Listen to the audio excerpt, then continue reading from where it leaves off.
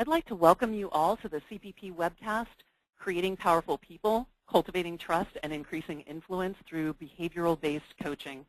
My name is Leah Walling, and I'm CPP's Director of Marketing Communications and Product Marketing for FIRO. CPP is the exclusive publisher of the Myers-Briggs and FIRO assessments and is a provider of global solutions for leadership and professional development, team building, conflict management, and retention. I'll be moderating today's webcast, and we'll be introducing our featured speaker, Michelle Johnston, in just a moment.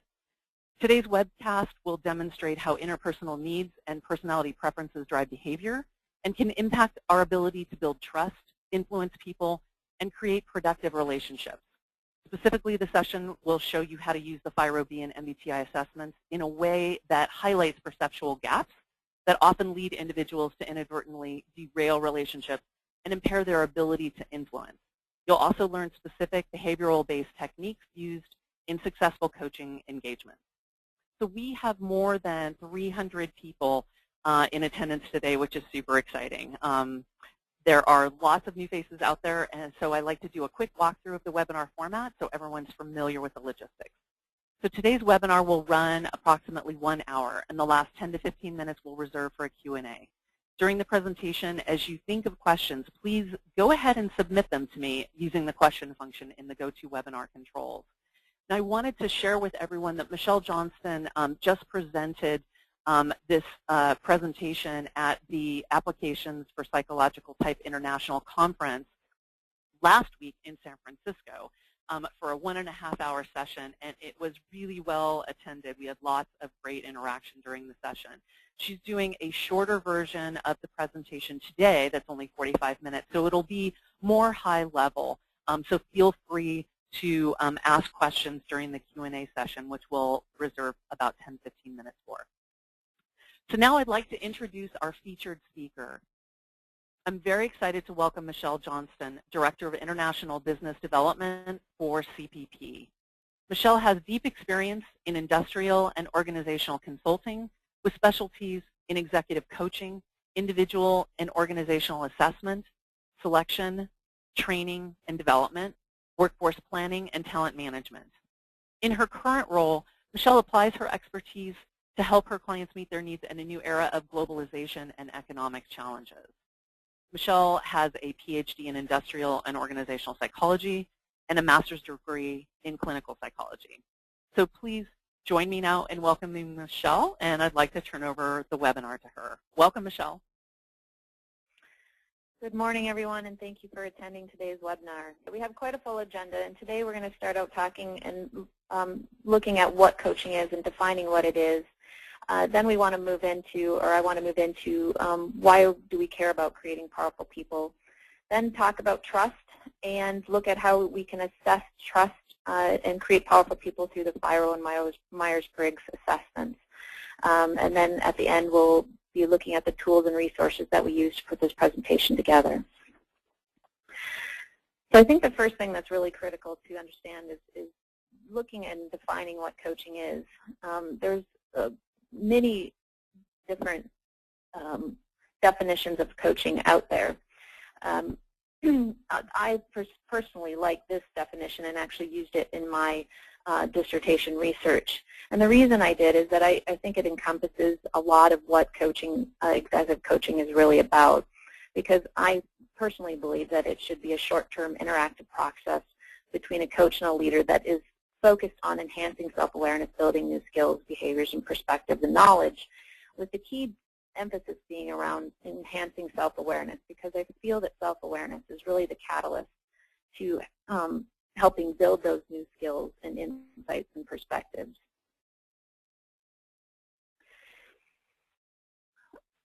On this next slide, I really wanted to try to emphasize what coaching is and what it is not. There are many different roles that many of us play, and this continuum does a nice job of showing us the different types of roles and where they fall in relation to each other. On the left hand of the side, we really have more of the expert-centered type roles. They're authoritarian, and they're more directive. We're teaching a skill, or we're teaching somebody about something. And on the right-hand side, you'll see that it's more recipient-centered and more geared towards the individual and less about being directive. And what I think is important about this is that oftentimes when we come into a coaching situation, not all of us are full-time executive coaches. Many of us come into it as a consultant, and we are sought out for our expertise and asked to take on a coaching role. And what becomes difficult then is learning to understand the differences between our consultant's hat and our coaching hat. I think this is important because as a coach, when we're supposed to be very recipient-centered, our coachee is often the expert on themselves, and we're just helping them learn more about themselves and become more empowered. And we're doing, in the coaching role, we're being we're a guide for them to improve, whereas the consultant were more instructive focused. And a good rule of thumb, because I think it's difficult for consultants to have multiple hats while coaching, is that as a consultant, or a teacher or professor, you're oftentimes talking more often than not. And my rule of thumb is in those roles, I'm usually talking 90% of the time, whereas a coach, I'm talking about 10% of the time. And that helps me gauge whether or not I'm talking too much and shifting the focus away from the individual and being too directive versus recipient-focused and solution-focused. So I think it's just an important thing to keep in mind.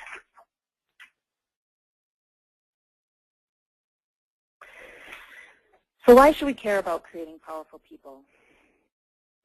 Well, research has shown that there's a positive correlation between trust and employee engagement. And in other words, the more trust there is, the more engagement there is. And the reason that that's important is that if we have engagement, we have increased effectiveness because people are being more intentional and more deliberate and more focused on their decisions and their behaviors. And therefore, if we have increased engagement and we have increased effectiveness, we have increased efficiency. And the reason for that is that people are spending less time repairing relationships, undoing poor decisions, and worrying about whether or not they are effective. And if they're not spending all that time worrying about those things, they're focused on their job and they're more productive. And the more productive they are, the more effective they are in their roles, and we can increase our bottom line because we can do more with less. What's disturbing about our current times is that in 2010, Right Management did a study and found that actually 50% of employees are totally or completely disengaged from their job. So it shows you the importance of what trust can do to help increase engagement in an organization and help the organization itself become more effective and efficient and productive. So why do people operate below capacity? Well, there's a number of reasons. Lack of awareness. People often can't know what they don't know. There's a lack of understanding of how behaviors may impact others and how personality and values and experience, including ill health and stress, can drive those behaviors. And then there's just a fundamental lack of skills. And what I'm speaking to here is specifically communication skills. So to help increase awareness with my coachees, I like using Johari's window, and there's two reasons for this. One, it helps them understand the coaching process, but it also helps them understand the impact and the importance that change can have on their professional career. So in the first quadrant, we see that this is information that is known by the self and that is also known by others. Now, these can be attributable factors such as blonde hair, blue eyes. You know that you have blonde hair, blue eyes, and others can see that you have blonde hair, blue eyes. And so everybody knows that information. In the second quadrant, we're looking at information that is not known by the self, but is known by others.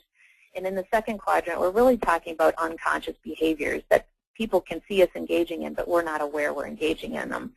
An example of this might be the guy in the boardroom who's tapping his pencil on the table while somebody else is talking, and it's not until somebody else brings it to his attention that he's doing it that he's aware that he's doing it. So that's an example of an unconscious behavior that we might see in the workplace. The third quadrant, which is looking at what is known by the self and not known to others, has two different perspectives or explanations. I've divided them into two personal and professional views. On the personal side, we're really looking at the information that people are specifically and deliberately hiding. This might be deeper, darker secrets. They might be It might be information about themselves that they makes them feel too vulnerable to share, so they hide it. And unfortunately, it's that kind of information that drives the behaviors in the second quadrant.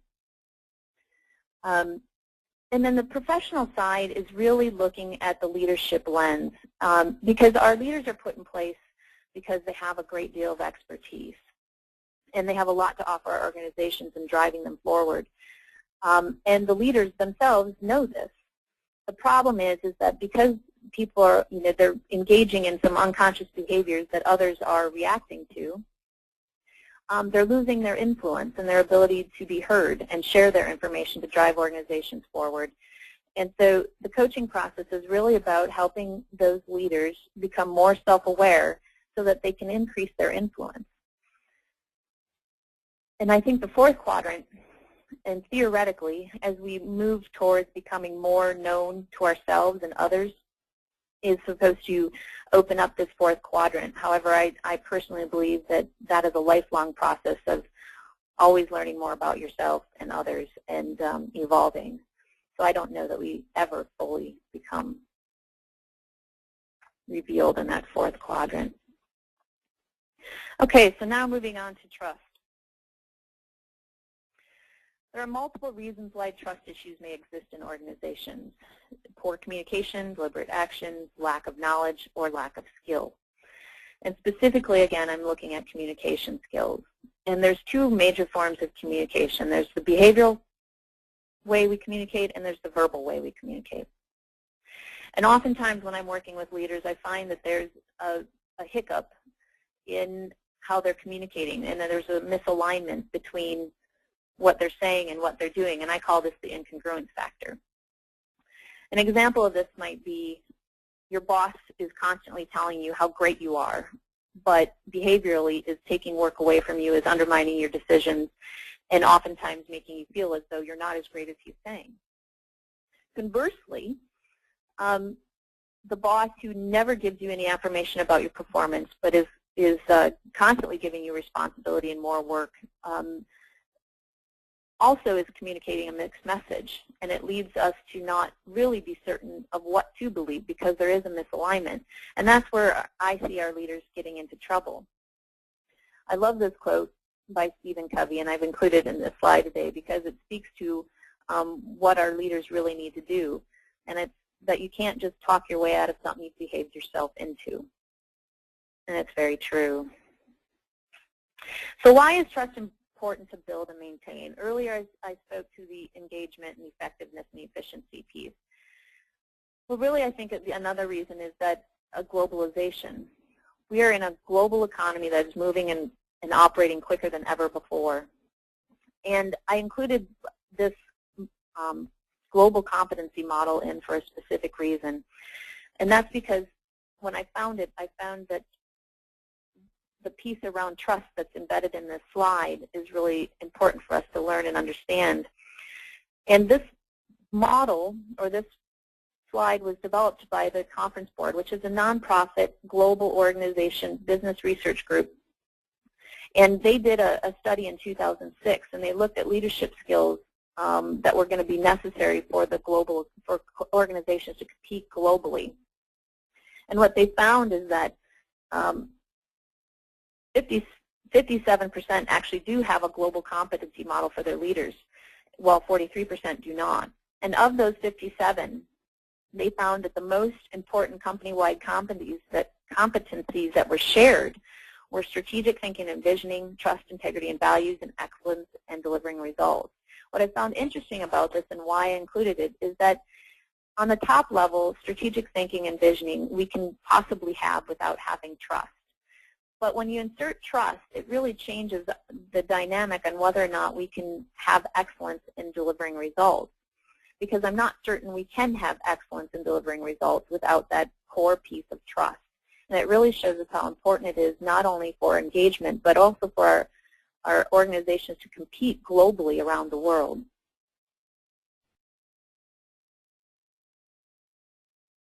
So how can we begin to examine behaviors in coaching situations?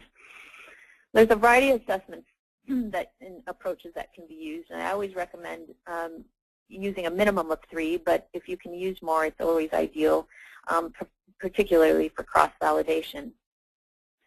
The first way that most of us start a coaching engagement is with a client interview, so that's always something that should be included, even if you're pulled in from HR to do a coaching situation and you're given the information ahead of time. You really want to get the client's perspective. The drawback to that is that you don't want to rely just on the client's perspective because it is in itself just their perspective. 360s are another really effective tool to use. They give us multi-rater feedback, so information coming from different perspectives around the organization, which can help validate information that we get from the client and also gives us that secondary perspective. The drawbacks to 360s are that, one, they're kind of expensive usually. They do take a lot of time, and the research has shown that 360s have rater bias and rater selection bias, which can hinder or invalidate some of the information that's given through the 360s. So you shouldn't rely only on 360s alone. Predictive or trait-based personality assessments, these are great. We have the CPI here at CPP. These personality assessments give us really deep insight into our leaders and taps into their core personality traits. And those can be useful, one, because we can get a deeper level of insight about them and help better understand who they are. The drawback to these type of assessments is that they can be sensitive. They can be thick with psychological terminology and be difficult for the leader to understand. They can also feel labeling and stifling. Then there's the preference-based assessments like the MBTI. These are nice because they are non-labeling, non-threatening. They have easy-to-use language, and they still give us enough insight into the personality that can be valuable for the leader. And then there's the behavioral-based assessments that are looking specifically at behavior. And these are nice because it gives us a different focal point to view our leaders that is not just personality-based, but helps us look at specific behaviors. I like to use, like I said before, at least 3 different assessments. And because of that, I have a rule of 3. I see it once, I find it interesting. I see it twice, I take notice. And I see it 3 times, and I know I found something important. I've either found an important strength or something, a key critical issue that we need to work on. Either way, it's important. And having multiple perspectives helps us get that information. So today I'm just going to be speaking on the FIRO-B and the MBTI because I think the MBTI gives us enough insight into our leader's personality to help us understand how it's driving certain behaviors. And together they give our leaders enough insight to help them become more intentional in their leadership skills. So today we're going to be looking at the Myers-Briggs and the 4 dichotomies, and I'm not going to go into a lot of explanation about the 4 dichotomies because I'm assuming that there's quite a bit of understanding of what the Myers-Briggs is and how it works. So these are the 4 dichotomies. We're looking at extroversion versus introversion, and that's where we get our energy, sensing, and intuition, and this is how we tend to gather information. And the thinking-feeling dichotomy is looking at decision-making, and the judging and perceiving is looking at the lifestyles and how we organize our world. The 2 that we're going to be focusing on today is extroversion and introversion, and the thinking and feeling. And the reason for that is these are the 2 dichotomies that have the most influence over the FIRO-B scores that we'll be looking at later.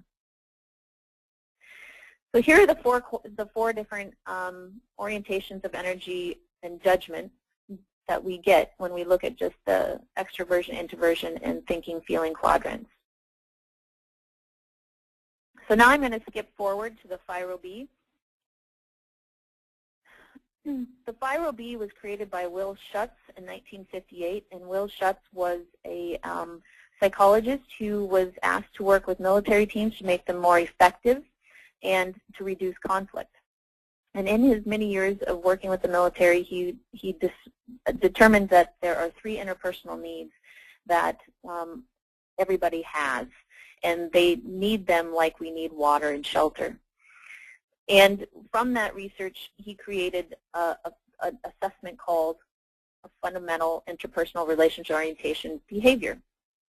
And this assessment has been found to be useful in many different ways. In particular today, we're looking at how it helps leaders flex and increase trust, increase self-awareness, help them understand how their behaviors are impacting others, and helping them unlock their own potential within themselves and within the people that are in their organizations. So here's the FIRO-B model that Will Schutz had developed. And he found that these are the 3 needs that everybody has. And he defined them as inclusion, control, and affection. And he determined also that people express these in different ways, that there's an expressed need that they give out, and that there's a wanted need that they're expecting from other people.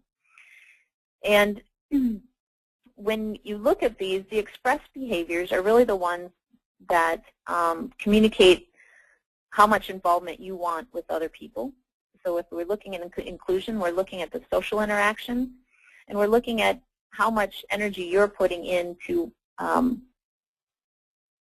social situations. And the wanted is looking more at the behaviors you're engaging in that communicates what you're expecting from other people. So for instance, inclusion, we would be looking at how often you're creating meetings or having meetings or involving yourself, socializing, versus how interested you are in socializing in other people's activities. So if you're holding a meeting, you're likely, how likely are you to attend, invite everybody to that meeting?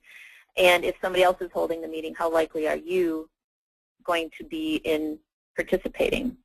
Control is looking at the influence you want over certain situations, people, and tasks. And the wanted is looking at how much clarity and direction you want over people and situations and tasks. So how much direction are you wanting other people to give you? The affection is looking at one-on-one interactions. So this is looking specifically at the level of comfort you have in connecting with other people on a one-to-one basis. How much information you're willing to share in the express side, and how much you want others to share with you on the wanted side. So let's go back to the preference pairs here just quickly and look at the different pairs and the behaviors that that are common with those pairs, and look at the FIRO. So you'll see on the right-hand side how these pairs influence the different FIRO quadrants. So the FIRO, inclusion, control, and affection. And we can see that each of the preference pairs is influencing some of the scores on those 3 FIRO constructs. What I think is important to remember with some of these correlations is that extroversion and introversion, extroversion is associated with higher levels of inclusion, control, and affection, where introversion is associated with lower levels of inclusion and control and affection. Thinking and feeling preferences, thinking is the most strongly correlated with higher control scores, where feeling is associated with higher affection scores. None of the MBTI preferences are associated or correlated with the wanted control, and I think that's important to remember. And for more information on the p-values and the actual correlations, you can see the FIRO-B technical guide, and that'll give you more specific information on how they're correlated. But in this slide, I really wanted you guys to just see how the two influence each other. The FIRO scoring, I think, is important because it's scored on a 0 to 9 scale, 0 being 0, 1, and 2 being behaviors that are rarely displayed, 7, 8, and 9 being behaviors that are consistently displayed, with the medium behaviors, with the medium range of 3, 4, 5, and 6 being noticeably characteristic, but may appear to be inconsistent because you're using your own judgment on when to engage in them. What is important to remember is that high and low scores will be consistent behaviors on both ends. They'll either be consistently absent or consistently present. So to bring this all together, I wanted to use a case study of an executive coaching case I had several years ago. Now I've modified his scores. None of the scores or the MBTI preferences match up exactly with this case study, and I did that to protect this individual's identity. But I kept it close enough and true to form that it would still communicate some of the similar messages regarding trust that we did address. So this is Jack. I've named my coaching case Jack, and he was a 38-year-old hedge fund partner and owner and had a staff of 10 managing $2.5 billion in assets. I was brought into his firm to do a bunch of consulting work, but I ended up doing a lot of coaching with this executive in particular, and some of the feedback that was communicated as issues were the poor communication, lack of trust, demoralizing behaviors, and impersonal and detached presentation. The original assessment battery that I used was a client interview, a 360, a CPI 260, an MBTI, and a FIRO-B.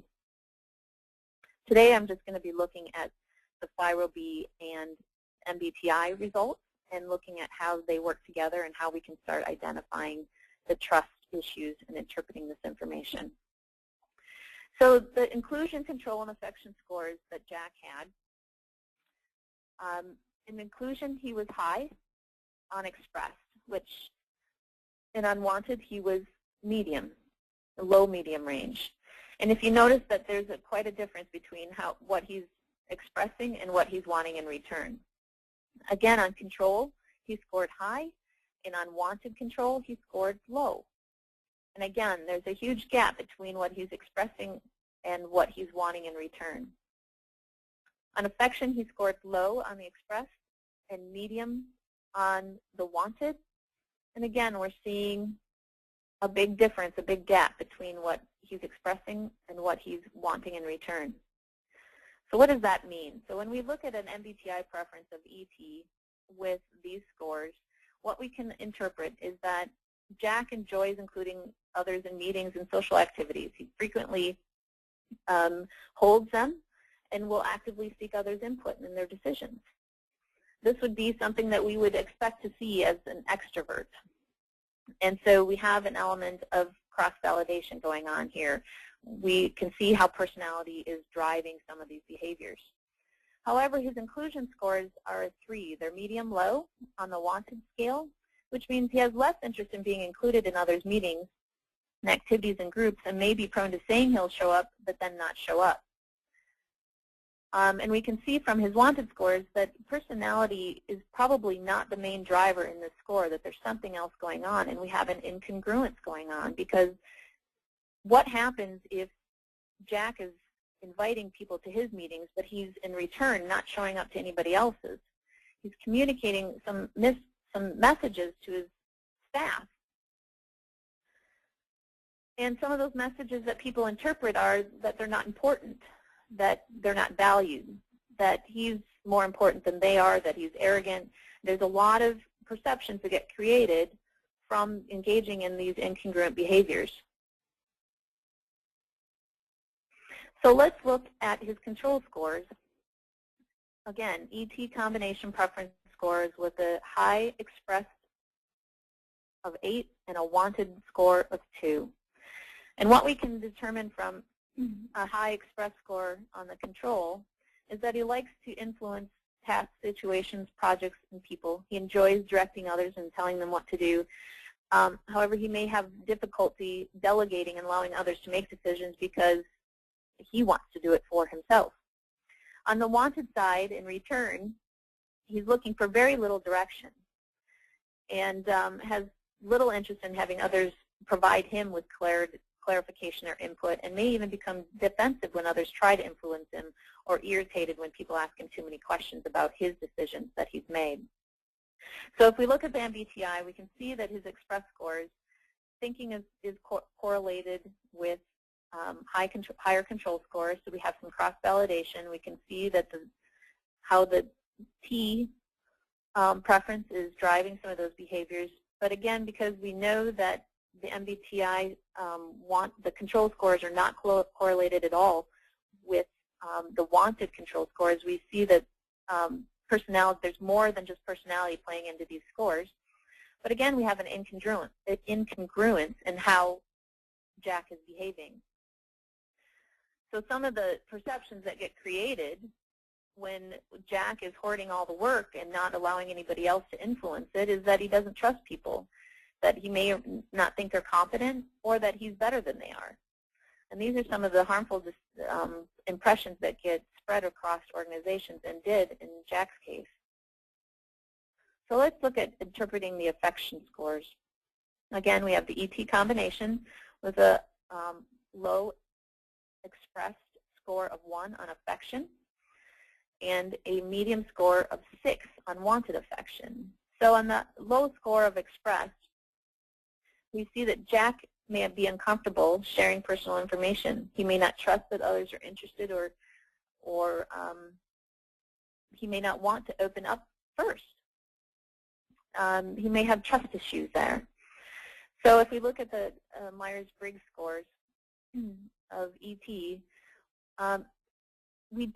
we can't really necessarily determine that personality is influencing these scores, because what we would expect is that extroversion is normally correlated with higher inclusion, control, and affection scores. But in this case, we're seeing a dip. So that's telling us that there's something more going on with Jack than just personality alone. On the wanted score of 6 being medium, this means that he's genuinely interested in other people and wants to hear about how they're feeling and thinking, and being friendly is important. And he may often even praise people for a job well done. Again, these are scores that would correlate with what we would expect from the Myers-Briggs with an extrovert, in that he's engaging in conversations with people, but it's different from what he's sharing with others. So there's an incongruence here. We have cross-validation, but we have an incongruence of behavior. So what kind of messages get communicated then if Jack is not sharing anything of himself, but constantly allowing others, and asking even for others to open up to him? Well, he's cold, he's distant, he's difficult to understand. They might even form impressions that they're not good enough.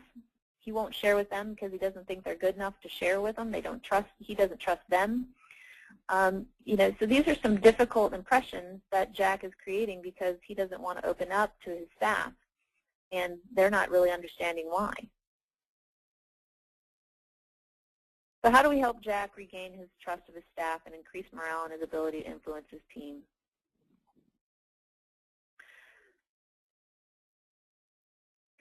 Again, we want to be able to look at these behaviors through a variety of assessments and understand and target those behaviors very specifically. And again, using the rule of 3, see it once, find it interesting, see it twice, take notice, and see it 3 times, you know you found something.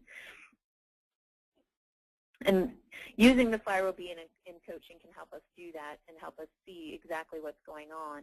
The Myers-Briggs step 2 can also help us see more specifically how personality is driving some of these behaviors and understanding why they may be incongruent. This is my personal coaching approach.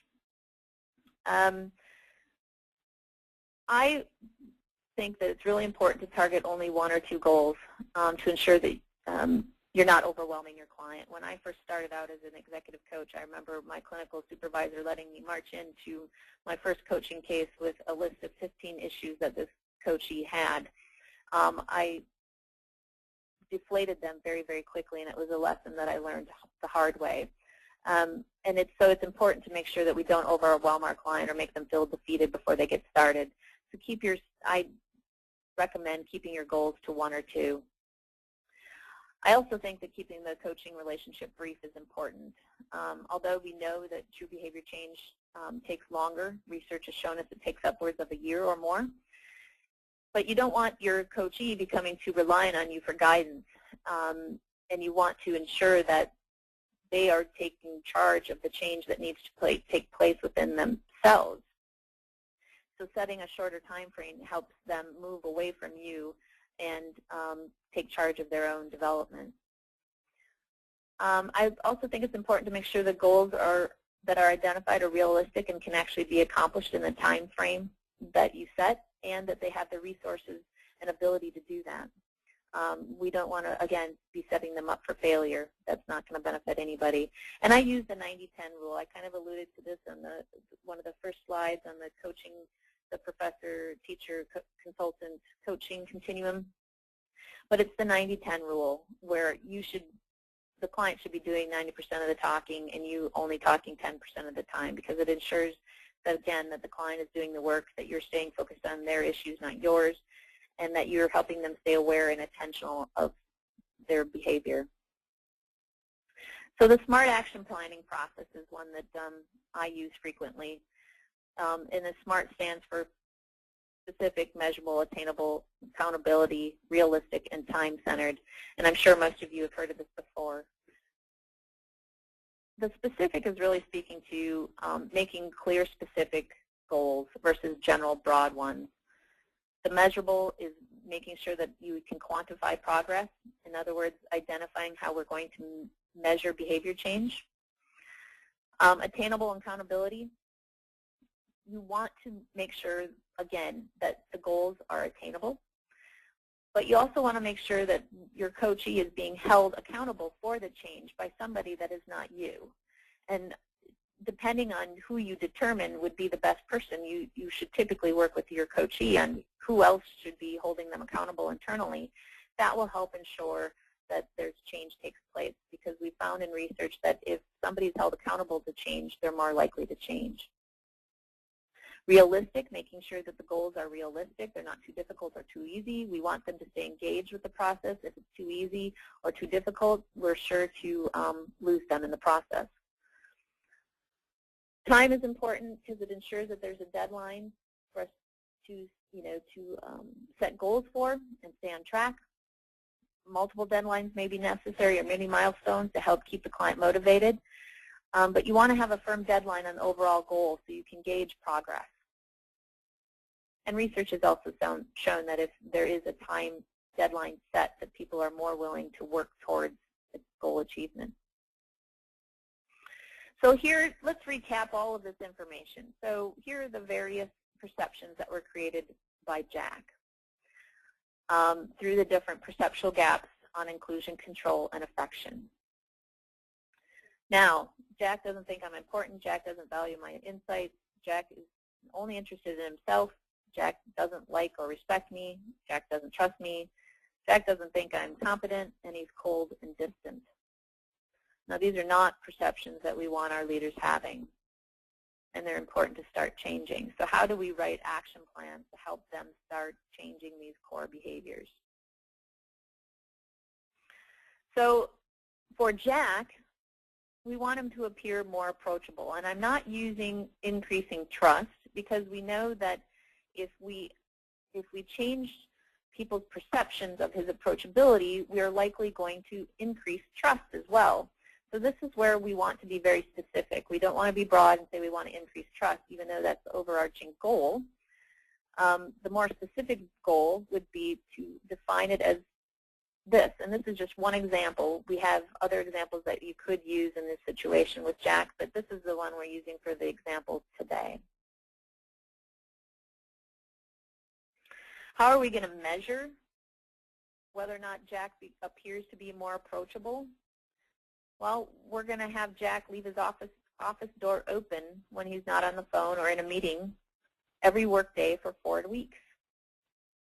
Jack will reveal or share one safe personal story during his weekly staff meetings. These are measurable things that we can count. We can quantify whether or not Jack is engaging in his behaviors. So it's very specific and it's very measurable. So then, is it attainable? We have to ask ourselves this question: does Jack have the skill sets to be able to achieve this goal? Yes, we believe he does. And how are we going to hold him accountable? We're going to have his staff report back to the coach and have the senior partner report back to the coach.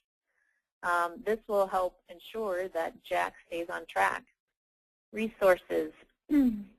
this is an important question to ask, is what kind of resources will Jack need to help ensure that he achieves his goals? The resources that you'll need as a coach is the direct reports and the senior partner. Jack himself will need you as a coach to help guide him. And I also, as a coach, oftentimes will send off articles or different little things that will help teach my coachee information that I think is appropriate or important in helping facilitate change for them. So helping them understand the importance of different behaviors. And then the timeline that we would set for Jack would be 3 months. And if we do all of these things and we help Jack stay on track, we should be able to minimize, if we go back here, we should be able to decrease some of the trust issues that Jack has with his team. And if we look at control and inclusion, these are also areas that we could work on and create action plans around. But again, the point in coaching, and when you're coaching somebody like this, you need to isolate with all of your information you have, your assessment battery, and all the information you get to isolate what is the core issue for Jack and what would be the most critical one to work on and change. And here we were changing his affection scores. So Leah, I think you want to take over. Thank you so much. So everyone, I was at the APPS conference last week, and Michelle had a really well-received presentation, and I know that it was hard to make choices around what to keep for this presentation. Michelle, thanks. You did a fantastic job. So really well done. So we've got an enormous amount of questions. So unfortunately, we're not going to be able to get to all of them, but there's a lot of really great questions. I just wanted to thank Eileen for her fabulous comment. Are you sure that Jack isn't really an executive at my company? I really appreciated that, Eileen. So thanks. Michelle has talked through her coaching method, and so what we wanted to do was just share with you the host of reports and client materials and practitioner resources that we have available, just so you can hone in on some of the products that you can use. So there's the FIRO-B profile. This one specifically provides a clear, succinct description of an individual's FIRO results and then how those affect their interactions with coworkers. The MBTI Step 2 interpretive report, that helps clients understand and apply their MBTI results, taking into account the 20 facets of the dichotomies, and then applies the results to important professional development components. There's also the MBTI interpretive report for organizations. This is a report that includes the profile data and a brief introduction of type, and then it also includes connection of type and leadership styles, preferred work environments, and communication styles and problem-solving approaches. There's also the leadership report using the MBTI and FIRO-B instruments. So this one taps into key aspects of both personality and behavior, the MBTI and the FIRO-B approach, and it helps clients explore and expand their understanding of their leadership style used within an organization and how others may perceive and react to it. Then there's the FIRO-B technical guide in terms of resources for you. This really helps you get an understanding of the technical background on the construction and the use of the instrument, theory, interpretation, research, and then applications. It's great for practitioners out there. And then there is the latest Introduction to Type booklet. It's Introduction to Type in Coaching for the MBTI.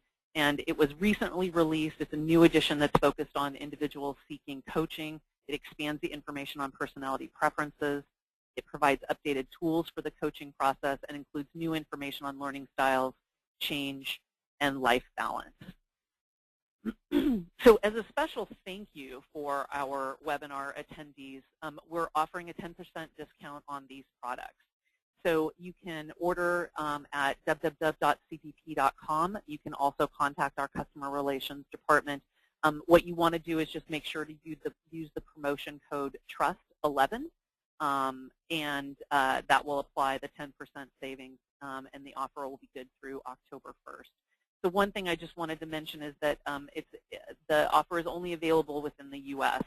We're able to extend that within the U.S., so just keep that in mind. And now we'd like to go ahead and move on to questions. So, so the first one is that global question that James had submitted. So Michelle, he was interested in understanding how does trust and integrity exist in a globalized economy in countries where there are high levels of graft or corruption? I think that's a really good question, and one that could take me weeks to explain. I think all I believe in leadership and the trickle-down effect. So I think trust is established at the top, and the leader at the top determines what kind of behaviors they're going to allow and have in their organization going throughout and down the chain. And I think really it starts with the leader wanting and expecting and reinforcing the idea that trust is critical. I think it's a huge challenge globally because there are countries that do not have the same ethics as other countries, and it could be a problem. But I think it's an interesting thing to have to address, and one that I think is quite vital. But to go into the specifics of how you would address that, it would take me quite a while. I'm happy to talk offline about that, though. Great. Excellent. I thought it was something that other people might have some questions around, and respective of it involving a fairly complex response. So, well, let's move on to a question from Beth. So Beth is really curious about how the facets play into the results. Can you share a little bit around that? The different facets, we're really looking at how personality drives behavior. And so when there's certain things that we know about extroversion preferences. They like to engage with people. They like to be social and active. These are things that we commonly know about those preferences. And we can see behaviors that they engage in that communicate that that is their preference. The FIRO-B is really looking at how we capture that information behaviorally into quantitative information. So, and you can see, and I often use the MBTI to help me understand if personality is what's driving the behavior or if there's something else involved, because there's a lot of things that influence behavior. There's morals, there's experiences, there's stress, there's illness. There's a lot of things that can impact how we behave. And we can see clear indications of when it's personality clearly indicating or directing the behavior versus another issue. And that's really how I use the MBTI with the FIRO, is helping me identify when it is a personality that's driving this behavior and when it's something else. And that cues me up to ask questions. Okay, great. And it's the same with the other facets as well, whether it's introversion or thinking in the different quadrants. And I know we spoke through it very quickly, but you can see elements of personality driving some of those scores. And when they're not, that's when you start asking questions. Okay. So Michael is curious if you had Jack take the full battery of assessments all at once at the starting of the coaching relationship, or were they spread out over time? I had him take them all at once. And I do that for a couple of specific reasons. One, because I want to see their profile. And I usually will do the assessment battery. So 360s I usually look at last. Because I want to see the information for myself before I take other influences from other places. And the other important reason is because I can often glean how they're going to accept this information on the front end, so it helps me gauge how to approach the coaching situation from the get-go. So a defensive profile, which Jack actually had, I knew going into it that Jack was not going to welcome my presence much at all. And I was able to walk in. One, he presented me with, I don't need this bleepity bleep bleep, which helped me not react because I knew he was going to be defensive, and I let him just process that. So I do that intentionally because I want to know the client before I walk in there, or at least know how to gauge and set the relationship off on the right foot, because if I know that they're going to be defensive, I can spend some time helping them walk through their concerns, and that really helps set the tone for the rest of the relationship.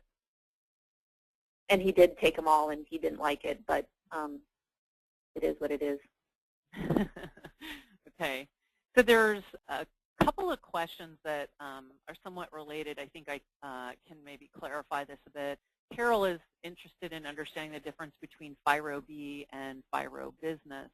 And then Robert wanted a little bit more insight into where the bullets about Jack's behavior come from. So I just wanted to make sure that folks knew how FIRO-B and FIRO-Business were different. And what I can tell you is that FIRO-Business was derived from the FIRO-B assessment. It's the latest assessment from our FIRO product line.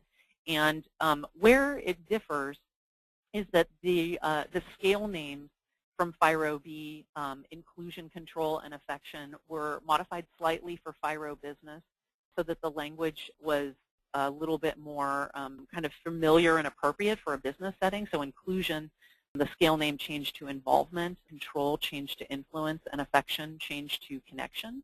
They still measure the same things. They use FIRO-Business uses the same items, just a smaller subset of them. But the language is a little bit more comfortable for people within a business setting. And then FIRO-Business also was normed in 10 different countries, so it's a really great tool for use within the global context. Many of the products that are available from FIRO-B are available in FIRO-Business, but there isn't a combo report for FIRO-Business and MBTI. There's just a straight FIRO-Business leadership report. I hope that answers the question. And then, Robert, your question about Jack's behavior, interpretation, control. So the control is coming from the names of the scale names. But if that wasn't specifically what you were asking, if you needed clarity around something a little bit more specific, just let us know. Michelle, did you have anything to add on FIRO-B versus FIRO-Business? Yeah. The control scores have the weakest correlations with the Myers-Briggs. The correlation is only around the expressed control score, so how much they want to direct or influence. And so the example that I gave today was an extroverted T. And again, we can look at the preferences of what we can predict and what we would know about the EP preference is that they're energetic, they're engaged, they can, an extrovert, a very clear extrovert can even be dominating. And so we can see how those personality traits, thinking can be critical and high, have high expectations, so those T traits can come out. And together we can see how those extroverted T traits can emerge in an express control score, wanting a lot of influence, taking charge, taking over. So we can see it's a little weaker than what we see on the other two constructs of inclusion and affection, but it's still there. We didn't find in research that there was much correlation at all with wanted control, and that just tells us that there's more going on. And how I interpret this and how I've always used it is the personality is not the only driver of behavior, and we know this. This is common knowledge. And so when you see incongruences, we can glean what we can from those preferences, and if they don't match up with what we'd expect, it cues us up to ask a question. And that's where we start getting into understanding what else is going on and helping our coachee begin to understand it as well. And that can help us drive the different, I'm blanking out on the name, the form I just filled out, the action plan, the action plan. It can help drive what we write in the action plan. Excellent. I'm going to run a minute or two long just so I can get one more question in. We've had probably 30 or so questions come in, really lively discussion going on. So, I'll just run one more question past you. This is, so Eileen had a question, and I've seen a number of people asking about this. So she was hoping for a little bit more explanation about the wanted aspect. She's not entirely clear on what that means, and I remember getting a question around that at ACT. Can you maybe just explain that a little bit more, Michelle? Yeah, and I had to breeze through this very quickly, and this is probably where some of the disconnect is. The wanted is the behaviors that we engage in that communicate to another person what we're expecting from them. So, for instance, when we're looking at conclusion, if we don't show up to a meeting that somebody else is hosting and we've been invited, we're communicating by the act of not showing up that we're not interested in going. It's not communicated why we're not going. It's just that we're not going, and we're engaging in a behavior that's communicating what our interest is. And so that's kind of it, and it is confusing because we're talking about behaviors that we're engaging in both spectrums, both expressed and in wanted. They're both stemming from the person who's taken the assessment, our coachee, right? So they're engaging in certain behaviors in an expressed way. They're hosting the meeting. They're bringing people together. In Jack's case, he was the one always hosting the meeting, inviting nearly everyone to it. But when somebody else would host a meeting and invite him to it, he wasn't going. And therefore, he was communicating a message to the recipient on his expectations and desire to be involved. The problem is he didn't, if you don't communicate why, and most people don't initially, and even if they do, there's still perceptions that get created around whether or not I'm important enough, that they don't think I'm competent, they don't think what I have to say is important, etc. So it is slightly confusing, but that's the fine line between the two, is the behaviors you're engaging in that communicate to another person what you want from them. Excellent. Great. Thank you, Michelle. I really appreciate your going into that. So we ran a couple of minutes long. I want to thank everyone who submitted questions. We're about out of time, and I'd also like to thank you all for taking time out of your busy day to attend.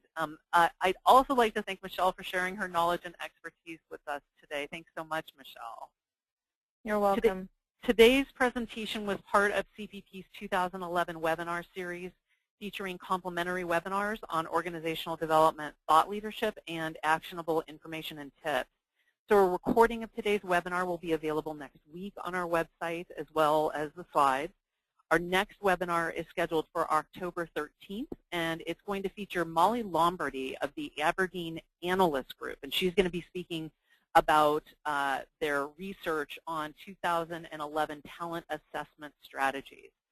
So to register for that, look for an email invitation in your inbox or visit our website at www.cpp.com/webinars in the next couple of weeks. I hope you will join us again, and thank you all for attending today. Take care. Bye-bye.